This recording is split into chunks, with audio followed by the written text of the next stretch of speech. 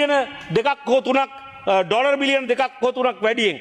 ඉතින් මේ ආර්ථික ප්‍රශ්නය තේරුම් ගන්නට මේ රට නුදුරු දිනයකම මහා ආර්ථික නුදුරු දිනයකම මේ රටේ මිනිස්සු අද අන්ත දුක්ඛිත තත්ත්වයට පත් වෙලා තියෙනවා.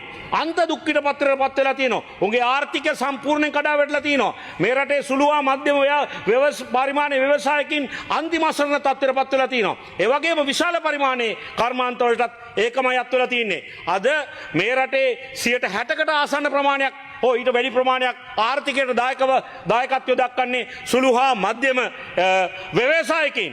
ඔවුන් බෙසේ විනාශ කරලා දාලා ඔවුන් මෙහෙම මහ පොළොවට පස් කරලා දාලා මේ රටේ ආර්ථිකය ඉදිරියට ගෙනියන්නට බෑ. අවසාන වශයෙන් මුලාසනාට මන්ත්‍රීතුමියනි සඳහන් වුණ නිසා මගේ නමත් වාර්තා කරලා තියෙනවලු උසාවියට මම මේ අර සුරේෂ් සලේ රණවිරුවාගේ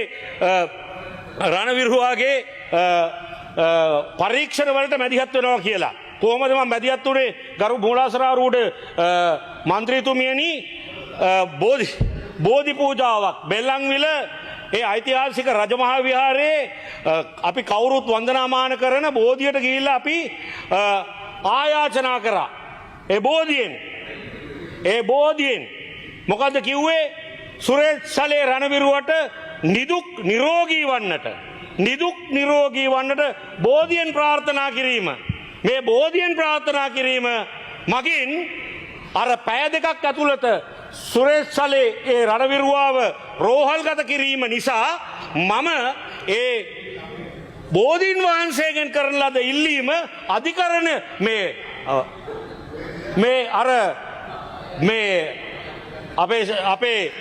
අපේ CID එකට අපේ පරීක්ෂණ වලට බලපෑමක් කරායි කියලා.